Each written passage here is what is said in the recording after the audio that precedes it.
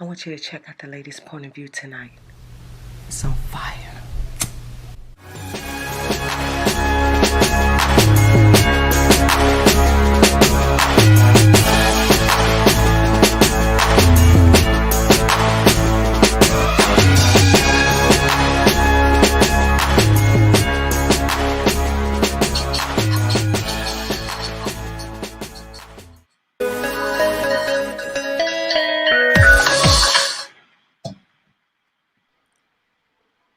All right. No. All right. Hello, everybody. What's going on? It's your favorite DJ, Heidi Fly, the chick they all love or hate. You guys, welcome to another episode of the Ladies' Point of View. And today, you guys, I have three special guests, and I am going to let everybody go ahead and introduce themselves. We will start with the ladies first. Go ahead. I think you're swinging around there, Tina. No, yeah, no, I was trying to change the landscape. Okay, I'm sorry about that. Hi, it's the sense of awe. You know, my name is Tina, and peace and blessings to everyone. Thank you for having me on the panel. Mahogany, is she froze? Okay, go ahead, Water. My name is Eric. I run a company called Waterwavetv out of Minneapolis, Minnesota. Thank you for having me on your show. Yes, this is awesome. And as you guys all know, I am Heidi Flaucci, and today's topic is going to be about George Floyd. We will be talking about the protest in Minneapolis, Minnesota. We also, one big thing about Eric being here is he was one of the protesters, you guys. He was marching, he was live and in color. I was privy to catching his live, and I was so inspired. Like, I wanted to be there, you guys. I was like, oh my God, I wish I could just be there. Yeah. And he gave me the feeling that, you know, I was there. So I tuned into his live and I reached out to him and I asked him, would he please come out and talk to us about what went on? So you guys, we have Mahogany coming right back in. So if we have any technical difficulties as far as some of the guests coming in and out, just ride with us. We're going to keep the party going. Okay, you guys. So first off, let's acknowledge the fact that recently, I know you guys have all been checking the news reports. Okay, so a sense of I bumped out that time. You guys have all been seeing the news reports, and recently a Black man was murdered by the name of George Floyd. He went into a Subway. Was it a Subway, you guys, or was it just a sandwich spot, a sandwich restaurant? It was Cup Foods. It was like I don't know exactly what store it is, but it's either like a grocery type store or like a corner store type store, I believe. Oh, I thought it was like a Subway, like a deli. It might. I know he was killed outside of Cup Foods, and he might have been coming outside from somewhere else, but I know that's where he was killed outside of there. Oh, that's where the protest met up at, like right outside that restaurant, because that's where, right by that garbage can that was on the corner, that's where the cop car was. Right. But the kid, the young man that was in the video, it's a family-owned business, and they're well known in the neighborhood. And they're saying that allegedly he went in there with maybe a fake credit card or a fake check. Is that what happened, Water? Eric? Yeah, I don't know. I probably know just as much as you would on the media side of it. But I think they were saying counterfeit currency. I think it was like counterfeit currency, maybe. I think that's because I had people talking about it on the live while I was live streaming. So I was learning more while as we were protesting and stuff throughout the time, as the time went on. And I think people were saying that it was fake currency is kind of why the call came in. I believe that's what it was. Right. Was the call made directly by the restaurant? I just am curious. I don't know. I guess I don't know. I bet it's probably out there somewhere, but I don't know who it was. It was probably the person behind the counter, I would assume. I'm not seeing a lot of details. Me personally, I'm not seeing a lot of details. I'm really digging and diving deep to kind of look for details to kind of help piece all of this story together. And I think a lot of us are in the dark Even with you being out there on the ground, I think a lot of us are still kind of in the dark. I know the police officers were saying that he resisted arrest, and there was the security cameras from the restaurant showed they released the security cameras, and it showed no restraint from being arrested at all in the security cameras. And to me, I saw that footage. It looked like they yanked him out of the vehicle unnecessarily and too quickly, probably, from what it looked like to me. He looked yanked out of the vehicle. Yeah, that's what it seemed like to me. And one of the reasons why we will not get a lot of details on this yet is because the Federal Bureau of Investigation has taken over this case. So when the FBI steps in, it's a little different process than, just the state or the county. Yeah. Right. So you guys, Eric was actually there during the protest. I'm going to show you guys just a little bit of the clip from Waterwavetv here on YouTube. You guys, please go subscribe to him. And let's get into a little bit of the clip of the protest. You guys, I enjoyed a lot of the chants. I can't breathe. Justice now. I mean, it was just so amazing. They had drums there and everything. So let's listen to a little bit of this. This is what community looks like. This is what community looks like. This is what community looks like.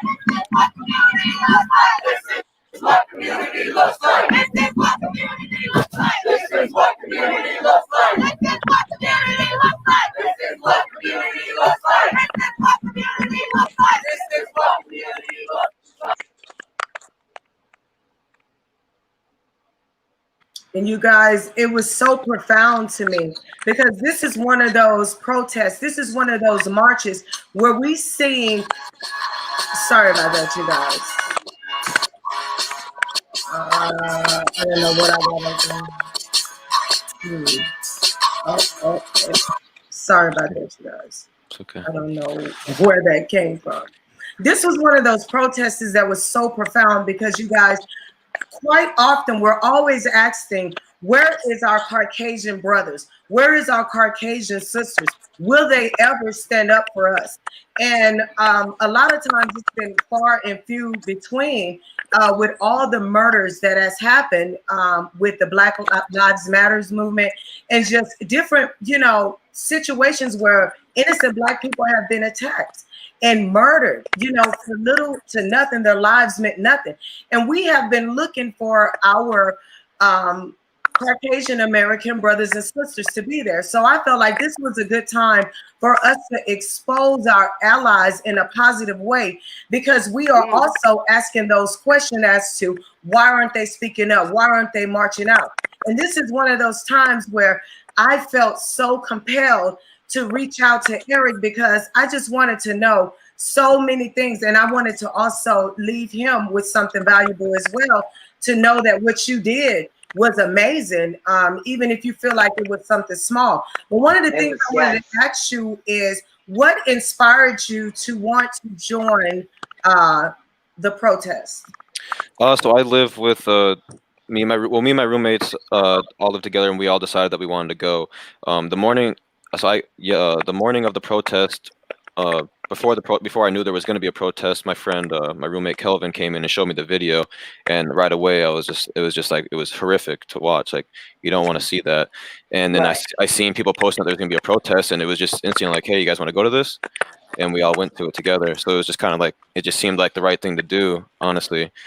And like we were talking about the chants, there was plenty of chants like going on throughout like the whole march. Like, it was like nonstop throughout the whole march, people chanting, holding the signs, like, say his name, George Floyd, say his name, George Floyd, like things like that throughout the whole march. So I'm glad I went. It was a great experience, honestly. Word. I actually want to take the moment to ask you a question that you actually just shared your motivation for why you wanted to be a part of the protest and why you felt it was important for your presence to be there. So today I actually posted a post on Facebook that damn near broke my Facebook page for sure, calling for my white peers and friends and folks and people, some of them that I call family, some of them that like my daughter's pictures every day on a daily basis. And what I had noticed was there was nothing, not a comment, not nothing from not one Facebook friend, and I've damn near got 5,000 Facebook friends, and they're not all Black. And I was compelled to ask and call on my fellow brothers, white and brothers and sisters, to see where were y'all at? You know, what's your thought? What's your state of mind? I just wanted to hear from them. I had been hearing from brown people all day, and I wanted to hear from the other side of the people that I personally love. And just before we actually got on this live stream, I got a message from one of my best friends who is white, who we grew up together, went to junior high, high school, and now share our adult lives together. And she was pissed at me and told me that it was fucking bullshit for me to open up my mouth and make a statement like that. And also for me to point out and recognize, just because people weren't vocal on social media didn't mean that they weren't impacted. So what do you say to my white friends who are angered at me for calling out on them and just wanting to hear their thoughts, their insight, what they were feeling about this experience and how they were impacted by the experience? I feel like you're in the right to say something like that, because obviously it was a white male that had the Black male on the ground, and if you've seen his Facebook and prior picture, or seen his Facebook, all his prior pictures, he had the Make Whites Great Again hat or something like that. He was in front row at the Trump rallies. So it's really what it comes down to, is you want to see what other white males think about this. Are they gonna say this is wrong, or are they gonna just try to side with him because that's their race? But like for me personally, I live with 3 colored roommates. I've been with them for the past 2.5 years of my life, and I I see them as the same as everybody else. Like, I don't see, like, race is nothing different to me. It shouldn't be different to anybody. I would say if anyone takes any hate to what you said, if you made that statement and they take that as in a wrong way, then they're probably racist a little bit themselves by taking that a wrong way. If you know what I'm saying, So a lot of what did come out of the conversation, and by the way, my Black friends are now angered at me as well. Now, my Black friends want to remove white people from the conversation. The fact that white people are not aware of their white privilege, and we feel like we've been waiting very long for white people to become aware of their white privilege and recognize that and acknowledge that. And so now my Black peers are angered at me. But the point of me putting up the post was really just to reach out to the people that I love, that claim that they love me, and hear their thoughts and insight. And when I wasn't seeing any comments or any response from that side of the community of people that I love, to me, I said that the silence was deafening.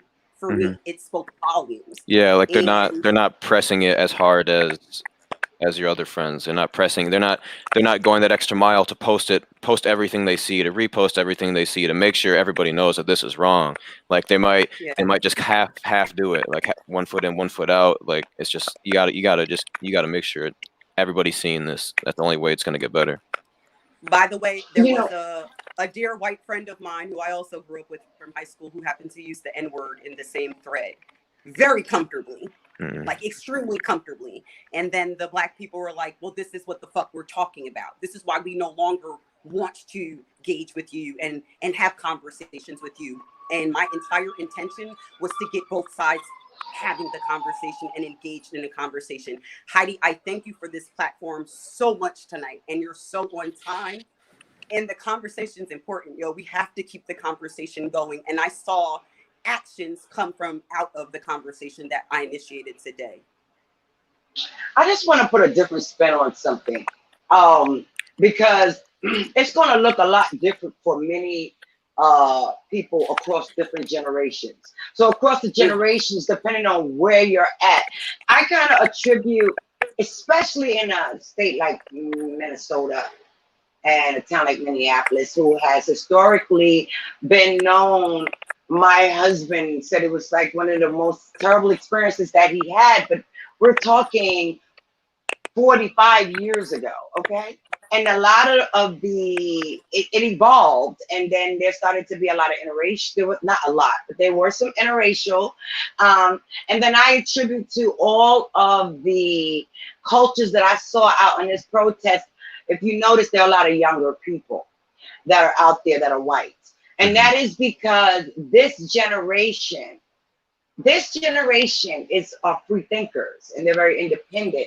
They don't come from the old school mentality that we were taught. and a lot of people are afraid to share because they think about it like this. They might be for a loss of words and don't know what to say or how to respond. There are many different factors of why people respond the way that they do. And as me as a woman who has probably more white friends than I have black, I mean, I have a large black family, but predominantly my whole culture, my professional life is with a lot of Caucasians. And I think that my experience is very different because I grew up in the only black family in an Italian neighborhood, right? And then we kind of went to the hood.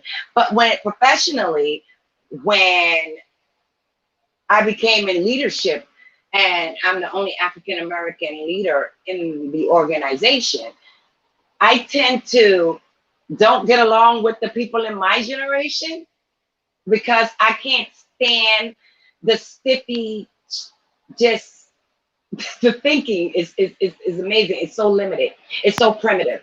But then I tend to gravitate the younger people, and we kick it and we have a good time and we talk about life and we talk about it openly and not afraid to say, well, you know, she was white, or no, she was black. Like, we can talk to each other like that. And these are like kids. They're my kids' age. My son is 30. He'll be 31. So this younger generation has a different set of eyes than we do.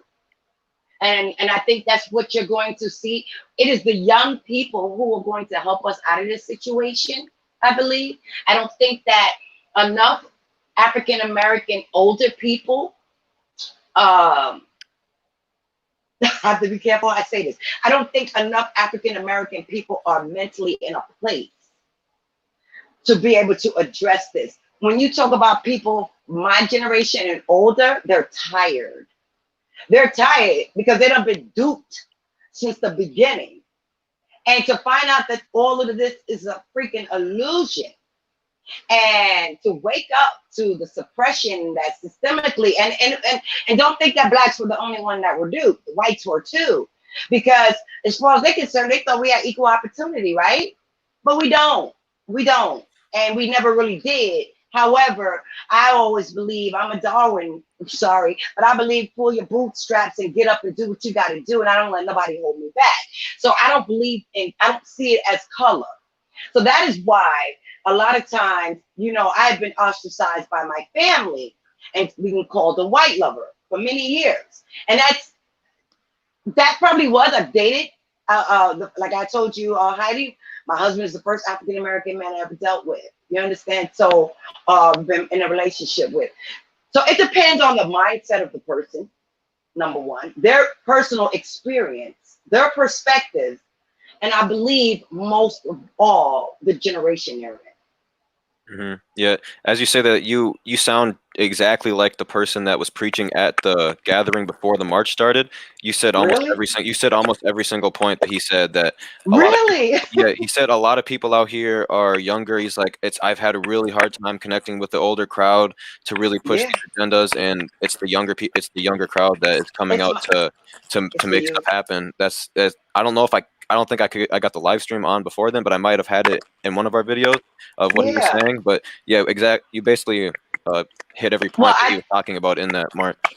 And I believe it's very true. And that's what we need to do. We need to give you, I mean, a lot of us who are older will probably have more financial backing than you guys, because you guys are broke these days. But, you know, we can bring something to help empower these young people by giving them support and giving them resources and giving them means. We can participate in that way while they get out there and they get their boots to the ground. But we can definitely back them 100% by getting out there. But definitely, I believe we should help them financially and give these people resources and make sure that we keep our eyes on their neck so that our kids, whether white or black, are safe. Well, they're out there doing what they got to do. I feel like to be safe. This fight is for all of our children. It's to ensure that our black kids are mixed kids. I have to fight this fight for my mixed son. Who, you know, like the black kids, the mixed kids, the white kids, the Spanish like my daughter. Yep. And like I was saying, I was so devastated watching this. I was like, until 1,000 black men chain themselves around that White House and shed some red blood, what's going to happen? I need them to chain themselves around that White House. That's a good idea. Somebody has to die so that we can stop dying. This is ridiculous for Americans. We are Americans. Black Americans should not be dying on the street like animals. It should be like, motherfuckers should be like, don't kill no black man, bitch. You gonna go through, you should be afraid to kill a black American in America. It's so out of hand to where anybody think they can come to America and fuck with us. Like we're the targeted race. No, motherfucker. And that's what make a lot of black people angry, that it's like, so now that we are so disrespected on our own land, anyone who comes here think, oh, the thing to do is to disrespect a black person. And that's just and they do. But what I wanted to tell you, Eric, I wanted to say, do you realize the power you have as a white man when you stand up for a black man? Now, listen, we know all lives matter at the end of the day. But we're talking about black lives because that's what's happening at this time. Black people are getting killed in the middle of the street. So do you realize the power you have as a white man when you speak up and when you stand up and when you march on that at that protest? The power that you had is the fact that you're white and no one got shot. See, if it was all black people, somebody probably would have got shot, beat up, and killed. But the power that you have as a white man, just by standing up, you're keeping someone from dying because you're also saying this shit ain't right. This shit ain't right. It was so peaceful, like in the beginning. Now we're going to talk about what happened in the end. It was so peaceful. Everybody was able to chant, play the drums. That could have never happened if everybody was black. So I just want to know, did you realize that as a white man? Yes, I do realize that. And I realize that mixing in races helps carry weight throughout the march.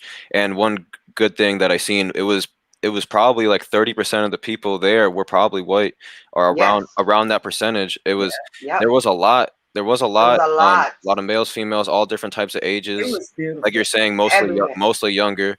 And it wasn't, and it wasn't just black people that were on the megaphones either. There was white people standing outside of the police station, like saying, "This is not right. We need to fix our police force, whatever, like the process they have to go through for hiring and stuff." So yeah, I do realize that it holds more weight when you can mix races together for marches like that. It was beautiful. And I have a very dear friend and her husband who's part of one of the major parishes out there that lives out there. And I mean, they're like the most beautiful couple. They've been my friends for about 20 years. And they're like the most beautiful couple. And, she came to New York and it wasn't for her. And she ran back to Minnesota. But, and that's where she was happy at. But, it's interesting that over the years, like after she left, we still stay connected. She's a younger woman than me, of course, but she still stays connected. And so that's genuine. You understand? That's genuine. This young lady comes to me for advice. She got married. She was trying to have a baby, like, because she didn't get that from her mom. Why did she choose a black woman like me? Whatever her reasons is, she admired what I had to offer her. And you know what? And I talked to her just like I talked to my daughter, the same way. And so, and respectfully, I'm so glad that my son and my daughter they don't really relate. My son doesn't relate to African-American culture at all. He is in his own world, and that's okay. But I will say that that's one young man that I know that if it was any color person, he would be out there for dying tragically like that. It doesn't matter the color. We should be outraged if any person. But we know blacks, of course, we are targets. However, this is like a travesty of humanity. Where do we get to the point where we can see somebody's life sucked out of them? I'm not on the street. Do you know how many times in the hoods of Brooklyn that I freaking saw police shoot people? That I've seen people killed in front of me? There's no way that now, at this point, we're seeing, and it's probably always been going on. I was oblivious until Instagram until this new social media stuff, I was oblivious to a lot of shit. You know, really? I knew that we had problems, but to the magnitude of Instagram has hit this, I was like, oh my God. Like, I just was oblivious to all of it. So you know how many times police done put guns to my head? Like, I'm telling you.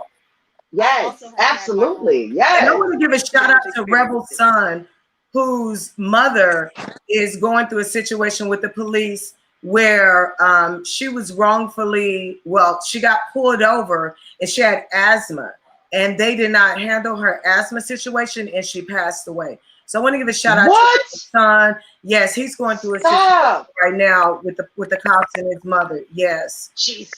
Okay. So, Eric, where was the starting point of the march, and how many miles did you guys march? The starting point was at Cup Foods, or at the corner of Chicago and 38th. I believe that was the street. That was the other street. But it was basically where he was killed at. And we stayed. We were supposed to meet there at 5, but a lot of people got there way earlier. They're probably there all day. We got there around 4:30, 5 o'clock, and it was just packed full of people. So that's where we started. We they spoke for about an hour there on just like how they felt and what we're standing for here, and thanking everyone for coming out. And then we marched all the way to the police. It wasn't the police station. I forgot what it's called, but it's like the place where they hire police. I don't know what that building's called. I forgot. But we marched all the way there, and I don't know exactly how far it is. It was a 45-minute march. So I think it was like 2.5, 3 miles, I believe. I could be wrong, but 45-minute walk, I feel like, is around that, 2.5 miles to 3 miles. Yeah, I think that is about. Do you know who the organizer was? I would love to reach out and say hi to him. So there was I don't know who the organizer was, but he was on a Facebook Live. I seen a Facebook Live where it was like right in front of him, like right in the center, and then it was him talking on the mic. I don't know what his name was, or I can't remember what Facebook account was streaming it, but it's out there somewhere. If you see a guy standing by like a pole with a mic, that's probably him. It's probably I've seen images. I haven't seen the actual video, but I've seen images of it. Yeah, there was him, and then there's like 5 or 6 other people that spoke, but they're probably all together. Mahogany. Yeah. Mahogany, your mic is, there you go. Sorry about that. I was saying that your mouth moving. Say everything you need to say. She was muted. Thank you. To hear Eric, so I hope I'm not repeating what he said.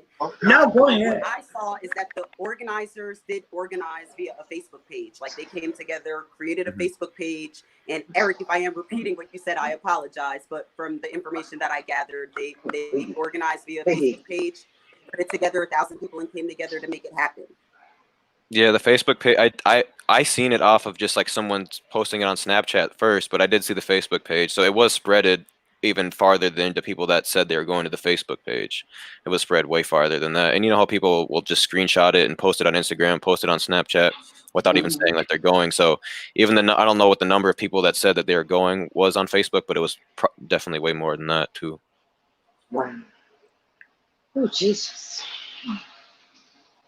So how did this thing end? I know it started off fun, the drums, it was a lot of chanting. I heard that this thing got a little, did it get a little violent at the end, Eric?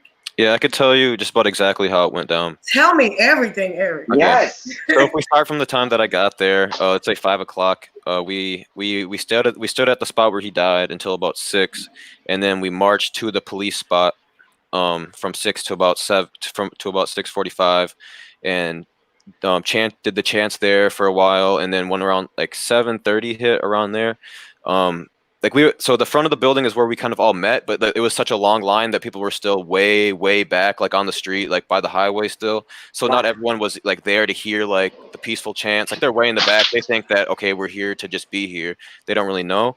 So there's about 30 to 45 minutes go by, and then we hear a piece, like some glass breaking on the other side of the building. So a majority, because like the back of the crowd was kind of wrapped around there. So everyone that was kind of in the front was like, what's going on? So we, like, a lot of people started moving that direction, and you can see it in in one of the videos I posted, we come around the corner and there's just people throwing rocks at the building and stuff. And like at first the organizers were trying to like, hey, we're not here to do that. We're trying to be peaceful. But you know, once it's like a domino effect. A few people start doing it, then they start doing it. They see them break something, they get that rush, and everyone's angry there. There's a lot of mixed emotions, so it's hard to control people to really be peaceful, especially when you get to the spot where you can see cop cars right in front of you, and like there's just easy things to break. Like that's just how people are feeling. That's their emotions. So there was about an hour of people breaking windows and stuff without cops coming, and I thought like every 5 minutes I was like, oh, this is the time where it's about to get bad. Like I gotta back up. Like, but it didn't happen until about an hour later, and then you just heard sirens coming, and there was cops coming from both directions, just filing in. They came out of cars with riot shields and started throwing the stun grenades, tear gases, maybe not stun, whatever, the explosion grenades, tear gas, and started backing people up away from the police station, and they kind of just kept doing that to like back people up until they backed up to like the stores on the other side of the street, and just continued to do it every time people kept moving forward, and that continued basically all night. Well, why did the rubber bullets come so if people were like, they did the tear gas to back people up, but there was a parking lot right across from the police station. It wasn't a police station, but I'm gonna keep saying police station because that's the word that pops in my head. But the police station, and they were grabbing the rocks and just throwing them back at the cops, kind of deal. So when they would see like groups of people moving forward to throw rocks, they were shooting them back with the rubber bullets to try to stop them, type, you know, like something like that. Or that's when they would throw the tear gas, or they had a gun that would like impact and like explode some green paint, and people were saying that if you got hit by the green paint, that was because they seen like you throw a rock, so they tried to hit you with the green paint to mark you to but that could easily be a mistake. Yeah, it could easily be a mistake, and that's what I don't know if anyone was arrested or not. I don't know if anyone was arrested because of that on scene or anything, and there was people doing spray paint, and they were like, wipe your hands, you don't want to think you got marked or something. So Wow, that sounds intense. Right. How did you feel? Was that what the police were spraying? It looked like the spray cans, the green stuff.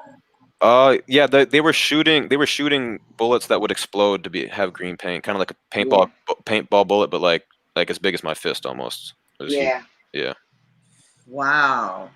Were you worried at all about the coronavirus? I seen some people had masks on, some didn't. I was like, shit, I'd rather march and get the coronavirus than go get my nails and get the coronavirus. I wish I would be a cliche at the nail shop. I ain't going. At the nail shop, making my people. I ain't going. I'm doing my own damn nails. I'm like, see, you couldn't. It ain't never that serious. The stereotype. Okay.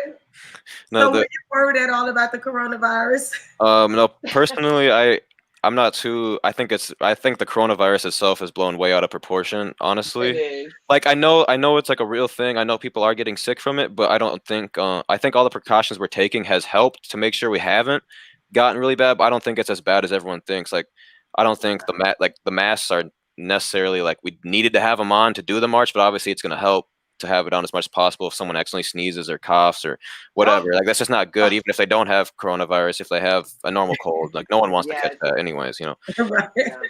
But how they organized it to say bring a mask, and if you didn't have a mask, they were handing out free masks and hand sanitizers and bottled water the whole march too. I see that they had a wall. Didn't they have a wall full of stuff that you could pick from? Yeah, there was like tables and people were just walking around like just giving out stuff that people might need. Yeah. Oh wow, that was so cool. But it seemed like people started taking the masks off more once we got there, because it was just more chaos. Once the chaos started happening, it seemed like the masks started coming off because a lot of people left. Yeah, no, because I literally can't breathe. I did get a little bit of the tear gas on me too at one point. It got far enough. Like I wasn't like in the middle of it, but I was I was close enough, I guess, to get it, and I didn't think I was, and all of a sudden it hit me, and I kept running, and it wouldn't get out. Like it just like sticks on your face, and the mask doesn't help to get fresh air. So no, the mask is not going to help any of that. No, you're supposed to. I guess you're supposed to get it wet first, so that the tear gas can't go through the masks. That's what someone said on my YouTube live when I was live streaming. They said I hope your masks are wet. That's not true. That's not true. They said so that the pepper That's spray not true. Wow. fabric as well. That's not true. I was like, don't believe that. Tell us the truth. Tell us what profession you're in, Tina. Tell Eric. Oh, I'm a healthcare administrator. I've been a healthcare administrator, and I do multi-practice management for dental operations.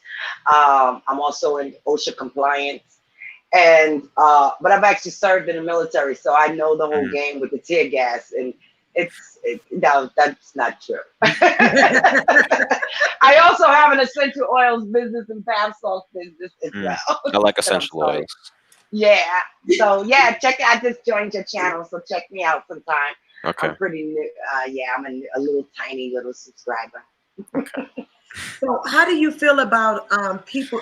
Educators, sis, educators. I'm actually talking to everybody when I ask this question. How do you guys feel about people saying that this isn't really about race, but it's more about the people versus the state? I feel like it's if you it obviously has some racial profile. Like it obviously was some racial profiling for the killing, like because of who the cop was and who the victim was, and especially the cop's background. Like you can't deny that. But during the protest, a lot of the people were saying like we need to stop the police force. Like they weren't preaching that it wasn't about race, but they were trying to get that point across that we're fighting the police, we're fighting the police department, the system. Like the system is what we're trying to fix first. Exactly. Versus trying to worry about the race. Let's fix the system, and then that will end the killings end the racist killings. Like so that was kind of what they were trying to push, or at least trying to preach at the protest. Well, you know, that kind of segues into what I wanted to ask you, Eric, in regards to what do you think in addition to the protesting? And like Heidi went to the extreme about chaining everybody down and drawing blood and all of that stuff. But as a next level of corrective measure, as we might say, what do you think the grassroots should be running off the ground? Like straight up, like what should be the next level? Because I do believe that you guys are going to need like resources and things like that. But what do you have in mind? Do you have anything in mind? Someone said in my YouTube comments that I thought was kind of a good idea, and it said, "What if we protest at every police station in every state at the same time, or whatever, meet up in a certain city?" Like, imagine if even 35 states did it at the same time. Like, could you imagine what the news would be like? Oh my God, that's a great idea. Like, think about if one state does it breaks the internet. Imagine if at least half, if not all the states do it at the same time, or at least like on the same week. Like if they can organize it, like, hey, this is the week that we're going to protest for all these deaths. And if each state just picks a day to organize a Facebook group or a city, it only takes one person. It only takes like the biggest city to do it. Like more people, it wasn't all Minneapolis people there. I bet, like I guarantee that people came from farther cities to come protest. So absolutely, if bigger cities in every state came together and try to protest like the same week of one of these deaths, or organized a week to just raise awareness for it, I think that would really speak a huge volume. Oh, let me talk to one of my little soldiers. We might could do something here. Yeah. Sure, absolutely. Awesome. That's an excellent idea, Heidi. Did you hear that? Yeah, we don't want to chain the people on the White House fence yet. No, I mean that's just a little more conservative feeling that I had. I feel an extreme feeling that I had when I watched the video of George Floyd getting murdered. It's just like you be like, what do? Like you want to jump outside of your skin. Like I've never known what cutters feel like.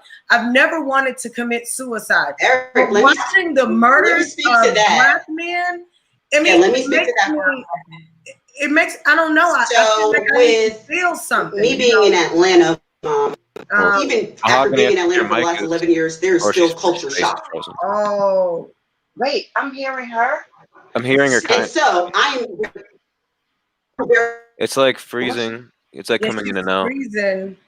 And then you might need to extreme emotion. That was an extreme feeling. I tried to mute her and give her a chance to I want to take her out and let her come back in. Mahogany, if you could hear me, I'm gonna push you out and come back in.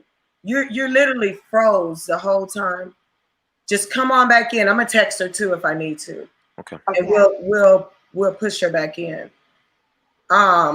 Yeah, that was just an extreme feeling, an extreme emotion, and I like to compare it to someone who feels like they just don't, having an out of body experience. Maybe even something is similar to a cutter. And I've never been a cutter, but I've seen documentaries where people feel like they just, they want to feel or they want to get out of their skin. They want to jump out. The pain, I was just feeling so many feelings. We're all very traumatized. But as soon as I was feeling extreme feelings, I went online. I was like, and the first person I seen was Eric live. Really? I didn't even see it. I was like, really? Yes. And I seen him and then I start seeing different races marching. And then I seen like white people with signs that said Black Lives Matter. And I started crying. I felt like. I know. It's a lot. It really is a lot to watch. That was so shocking. And it caught my breath. It just caught my breath. I was like, what? It was like, for me, because I've seen so much violence and a lot of violence has happened to me. When I see stuff like that, it just triggers in a sense of like, it just made me so happy. I just wish it made me so happy. I was just like so fucking happy. And that's why I wanted to live stream it, is because you would really get to see what is actually going on versus whatever pictures might have been posted, whatever clips might have been posted. Because like the live stream is the real uncut version of what we did for the whole time up until like YouTube. I think either YouTube kept turning off my live stream or it was just the phone connection out there, because there was a lot of phones. That's why it struggled to get the live going for like the whole like first hour because of the phone connection. I had like no cellular connection for like an hour out there, and then I finally got it going. Kind of like me tonight, Eric. Yeah. Mahogany, do you have any thoughts you want to get out? You've been having so many problems. Go ahead, sister. You muted yourself. She muted herself. Oh. We can't hear you. We can't hear you. There you go. There you go. There you go. Heidi, I can't hear you. Are you able to hear me? We can hear you now. Okay, yeah, we can hear you. If I can just throw my 2 cents, I don't want to get too far away. And even though I'm dipping in and out of the conversation, I'm on accord with you guys. I didn't need to see what the white police officer's background was. I don't give a fuck about his Facebook page. I don't give a fuck if he's wearing the Trump hat. I personally had, as a Black woman, not even a Black man, as a Black woman, I've had countless experiences with police officers where I felt not only violated, but in fear of my life. I had gotten pulled over on just a routine traffic stop in a rental car in Vero Beach, Florida, a couple of years ago. I was literally in eye distance of my hotel, and the officer pulled me over. I proceeded to let him know it was the rental car, and could I reach into the glove compartment to hand him my documents. And in doing so, the rental car company made a mistake and put on my contract that the car was red when it was a white car.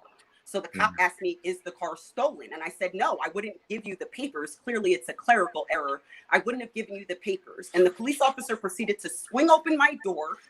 Mind you, it's about 11 o'clock at night. There's no street lights and there's nobody around.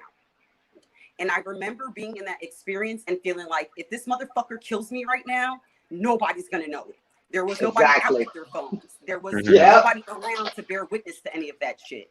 So at this point, based on my own experiences, for me, it does have to do with the police, but I know it also heavily has to do with race.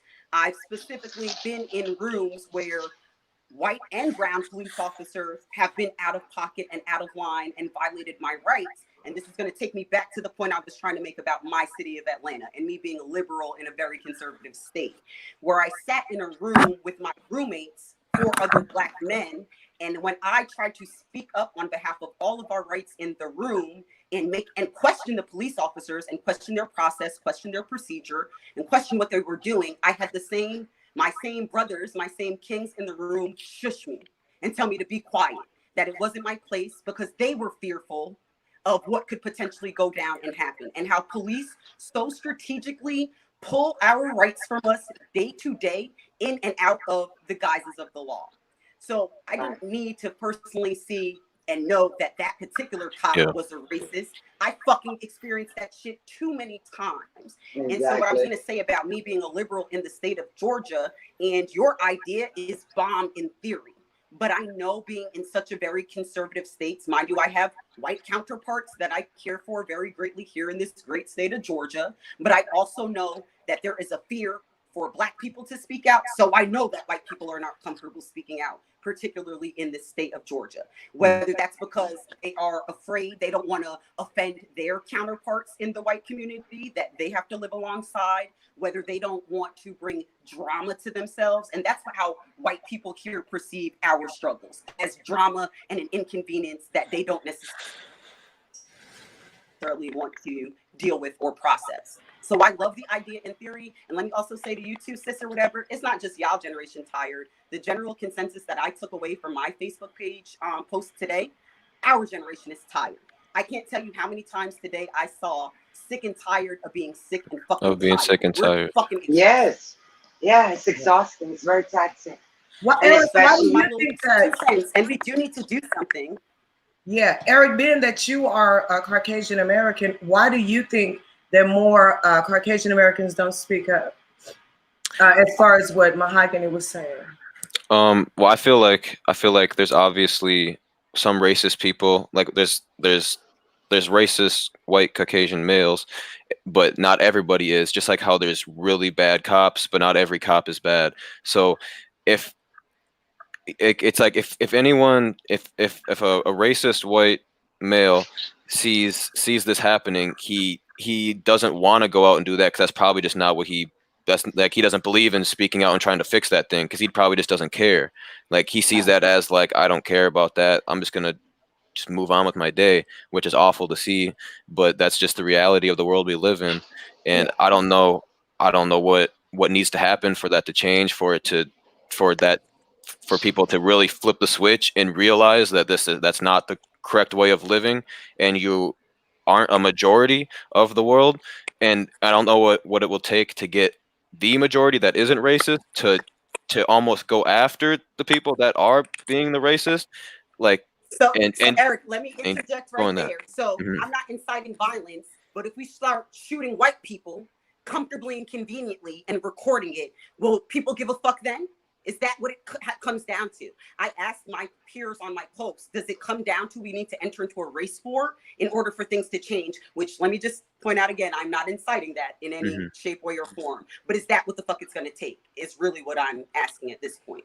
Yeah, I don't think it should take that, because of the amount of people that aren't white people that aren't racist, and you could see that by the turnout at the march, because you can't. It's almost like, well, because like the people realize that it's not all the cops that did that, so they weren't out there trying to kill the cops that came. So it's like, if people had the chance to see the cop that did it, I'm sure people would have took their chance. But it's almost like, if you can witness somebody being racist in the act of being racist, using racist remarks towards somebody, obviously injuring somebody because of their color, then I think that is a good time to do it. Like, I don't want to tell nobody to do it, but like, that would be the time to do it, and to make a point, because nobody that's not if a non-racist white person sees a racist white person get injured or killed because they were being racist, like I would be like, he deserved that. Like, I wouldn't feel some type of way. I'd say he deserved that because of the way he's acting. Like, so I think there's two, like, it could be like a way of doing it, but it shouldn't just be a full-on race war. But if there is a reason to take action on someone else's actions, then I feel like that's how it could go. Straight up and down. Heidi, only in defense where I will blow off those kneecaps. I can't hear you. Say it again. I was saying that I think it's not going to take 1,000 of us to do your idea of what you suggested earlier. We need to do another million-man march, and it's going to take 1 million Black men to go and chain ourselves to the White House. Right. I would take 100 people boycott something. And I'm with Eric. I don't think that that's one of the feelings that you feel. And then you have to realize, oh shit, my relatives are white. My relatives are Black. Exactly. How can you have what are you going to do? When now there's like my family white. We're too intertwined to have a race war. And that's not what it's about. That's why I have to fight for unity. I have to fight to bridge the gap between the races because it's going to kill my entire family. Yeah. A lot of us. I grew up in a generation where my parents and grandparents really despise white people. And I can understand probably why, because they came through the civil rights era. A lot of them came off of the plantation fields. I told you, I'm the first generation that did not come off a cotton field, like seriously. And so my experience is a lot different than what they have, but they did teach it. I just didn't absorb it. And I think I was blessed because I wound up going to Europe so young. And so I was able to have a different cultural experience and got away from that. And so then I made up my own mind. But I was taught that. And if I would have fell for that, like ignorant gibberish crap that they're talking about, like I think that is the most ignorant thing to say. It has to do with their experience. It's terrible. The older the Black person is, the deeper the roots, the deeper the experience. I remember my grandmother telling me, she says, baby, I can tell that you love all kinds of races. And I was dating this white guy at the time, and I was really young. And she was like, baby, have a good time, date, but do not marry. You know, she did not want me to marry outside my race. And this is my grandmother. And I still did. But the point is, I've heard all those things, and I understand how deeply rooted it is and where it comes from. But I'm a generation that I want to break that cycle. I'm not for the I don't know. I don't really know how to explain it. I don't know how to explain it. I just know it has to do with everything they went through. They went through a lot, you know. My grandmother and grandfather met on a watermelon patch. My grandmother she said they didn't even know that they were poor because they ate everything fresh. They planted everything, picked everything, you know, but yeah, my grandmother and grandfather met on a watermelon patch where he used to pick watermelon. So wow, that was their beliefs. So Eric, I want to ask you another question real quick. This is it ain't really hard because I'm feeling your vibe and I'm loving your vibe. I feel like you're a really real motherfucker, and I just appreciate you. I'm going to ask you 2 more questions. One of them first is pretty light. Will you continue to be a positive voice for your community as well as others communities like the Black community, the Asian, Spanish community, Indian community as well? Yes, I would like to use the platform that I've built to push these rights and to push the truth of what's really going on out here as much as I can, especially because I live in the city of Minneapolis right now, so I have the ability to go out and broadcast or at least record what is going on and just putting it out there for people to believe whatever they want to believe about it instead. As long as I can push it and get it out there for everybody, I'd love to keep doing that. Yeah. And we definitely support you. Yeah, we definitely support you. I mean, you're definitely going to be getting new subscribers. You're definitely going to have people supporting you. I mean, and we all do the entertainment. We all do the fuck shit. But I feel like me as a person, I needed to do my part. I don't know if I'm making a change. I don't know. I just know that I want to do my part. Whatever that is, I need to do my part. If you know, I can't expect someone else to speak up, and I don't use my platform to say anything. Yeah. You know? Right. And also, I'm gonna ask you one more question, and then, ladies, y'all can say what y'all want to say as well. How do you feel about white people who use the N-word, whether it's in a song, a joke, or malicious intent? Don't use it. Don't say it. Never, never leave my tongue. Even if you're quoting what somebody else said. Never. No, you do.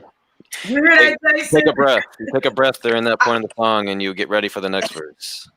Right? You don't say it. That's how to do it, dear white people. What he said.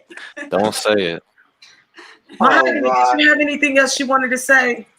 You kept going in and out. I just want to reiterate to you that you using your platform tonight is doing something. You connecting with people like Eric and bringing all of us together to keep the conversation going. Like I said, I saw firsthand from my Facebook post today that starting the conversation does yield action. And your platform tonight is going to go back and readdress and reconfirm some teachable moments that everybody that touched that thread today had. So thank you again, like so much for just taking the opportunity to use your platform to keep spreading awareness and keep the conversation going. Yeah, thank you. And I also, I'm sorry. I just wanted to add the mayor of Minneapolis ordered the police chief to arrest the man with the knee on the backpack. He did order that. He ordered that today, or like a few hours ago. I posted a snippet of it on our YouTube and Instagram if you wanted to see exactly what he said. But he said if it was you that did it or if it was I that did it, we would be behind bars already. So and he basically said that, and he ordered the police chief of Hennepin County to make that arrest or to make that charge. And your mayor seems so sincere. Can I just say, I wish that he was on he presidential candidate to run. He has just handled the situation so amazingly, and that's the type of leadership that I personally want to see. I don't want to see the lesser of two evils. I want to see people that are being bold and speaking up and using their voice to actually be bold and make a difference. I can't wait to see that guy run for office. I'm here for it. I'm out there. I was waiting for him to come out like that. Like I honestly, if I was hoping the mayor or the chief of police would come out like coming into the press conference, like storm through the door like a coach that just lost a basketball game and was like, "What is going on? This is not what we do." Like I needed that. Like that's what we need. That type of energy. Like if it's gonna change, like you can't just not like him saying that is obviously amazing, but like but it was you need that like instantly. Like as soon as that happens, like you would. They like kick that motherfucker down. Yeah, like it's not right to be doing like like you need that type of like vibe like don't do this year, like that's not it. Yeah, but he was sincere. But the way he did it is definitely good. The way he did it, but to have that would help a lot too. Yes, I am so glad you came today, Eric. Waterwavetv, you guys. We have Eric. Yes. Oh my God. Tell everybody where to find you. What you got coming up next? Yeah, we're gonna let you get out of here. Okay. You can find Waterwavetv on any platform at Waterwavetv. Our main platforms is Instagram and YouTube. That's where we put most of our content. Basically, what we do is we started as we promote Minnesota music artists. That was kind of how we started our platform. But now we push Minnesota entrepreneurs, anyone that's really doing anything, any artist that's trying to push something in Minnesota. We try to highlight that almost like a news station, and we try to cover real life events, real time events as well, like the protest yesterday. So that's what we're doing, and just a lot more music stuff to come. With trying to just make a scene in Minnesota and just to get information out to the public without having to hear it from a news station, basically. Oh, that's dope. So you produce, you make music, you work with artists? I work with artists, I manage some artists, and I make music videos. Like I do all the video work for the YouTube channel, and then I manage artists, and I have a team around me that obviously helps promote the brand and people I started it with. But yeah, we have a good team around us, and a lot of support throughout the state of Minnesota, from city to city. Like earlier today, when I was walking by, getting in my car, some dude, group of 3 came up to me and said, "Yo, are you Waterwave?" He's like, I'm in Minneapolis from Fargo." I'm like, "Whoa, like nice to meet you." It's the brand has been spreading from city to city throughout Minnesota and state to state. Even on the live stream, there's people tuning in from the UK, from everywhere. Like they're just listing them all while they're talking. So yeah, it's Waterwavetv. We're trying to be the hub for Minnesota for just anything going on that's important or worth pushing. See. Oh, that's dope. So you guys, make sure y'all reach out to Eric if y'all want to do any of that he's talking about. I'm probably going to be reaching out to you too, Eric. Yeah, I'd love to come on the show again. This is fun. It's Eric Geis. I gotta make sure. I got Eric Geis. H-A-R-D-T. Is that correct? Yeah, Geistardt. No one ever could spell it right the first time. Okay, got it. Okay, thank you. I'm gonna hit you up right after this. Okay. Yeah, because I really appreciate you, Heidi. I also appreciate very much that you introduced me to this young man. You were so excited earlier, and I was like, whoa, absolutely. I definitely support a cause such as this. I'm just really glad that I had an opportunity to speak with you and meet you, Eric. You as well. Yes, absolutely. I believe in supporting my young people, no matter, I don't care if you're blue, it doesn't matter. And so you definitely got my support, and Heidi can tell you, when I go hard for somebody, I will go hard. So I just thank you. Thank you very much for just using your voice, using your time, and speaking up that this is a system issue. We could deal with the race thing later, but let's deal with the police thing. Let's deal with this first. Yeah. And I agree. So we'll be cheering you on. Okay. Yes. Because we need it. We all really overall we need each other.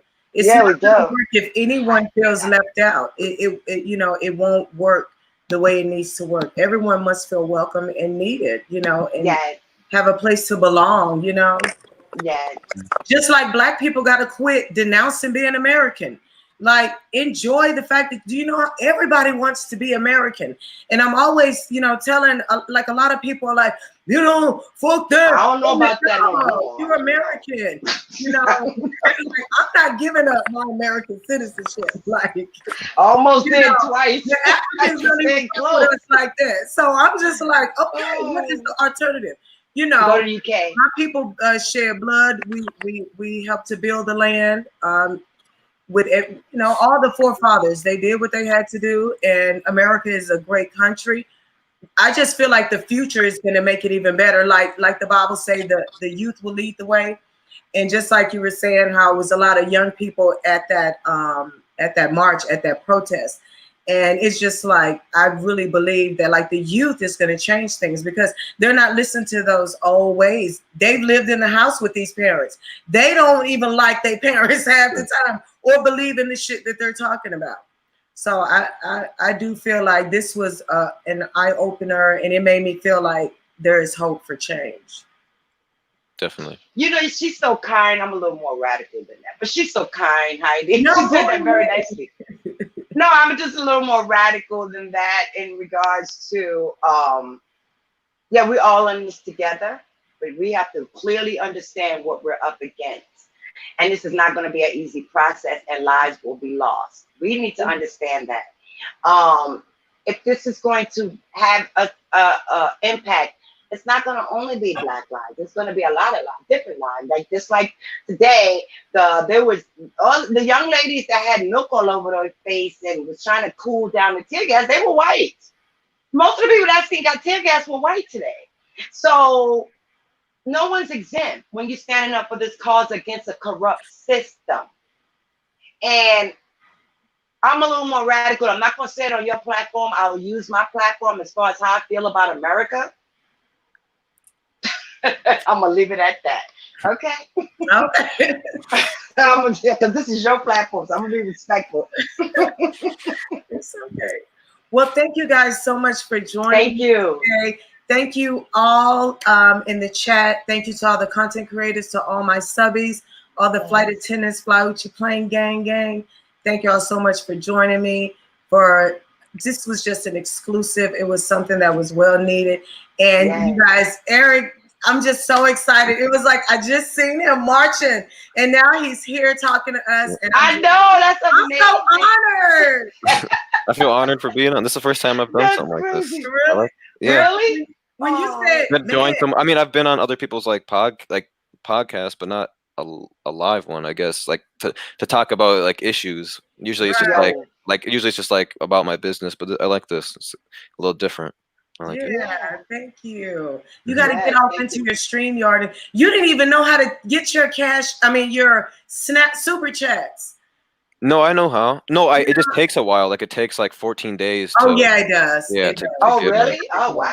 Because I heard y'all talking and I was like, oh, But another thing, you were worried. You were like, are they tear gassing? I remember when you were talking, you were like, is it gonna rain? It was so funny, but you were still like hanging in there. Yeah, no, because I was with a bunch of people and like we had like actual cameras with us besides our phones. Like I had my vlog camera, but it died like halfway through the march, so that's what the rest of the videos were done on phone. But I had there was a guy that was with us that he was just his camera was in his shirt because it was pouring rain, and like I didn't know it was going to turn into that, like because it said like 5 to 7 March or the protest, and then like I figured like I didn't know what I was getting myself into. Honestly, I figured it would go all night, but like I was happy to stay as long as we could until I got tear gassed, and it was like 9 o'clock.